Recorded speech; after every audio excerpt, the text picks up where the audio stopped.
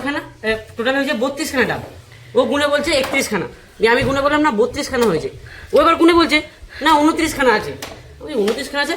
আরে আমি আবার গুনেছি। বাড়ি ঢুকে আমার বর ডাবওয়ালার সাথে ঝগড়া করেছে, দেখো কত ডাব নিয়েছে দেখো। আরে পরিষ্কার কথা, আমার মামাদের গাছে ডাব পাচ্ছে। আমি সকালবেলা গিয়ে বললাম আমি ডাব পারো না খাবো, আমি 10টা ডাব কিনবো তোমাদের থেকে। দিয়ে ডাবওয়ালাটা এসছে পেরেছে, 4 কাঁদি ডাব পেরেছে, তার মধ্যে থেকে 72-80 খানা ডাবের মধ্যে আমি 12 খানা নিয়েছি, দেবে না উনি।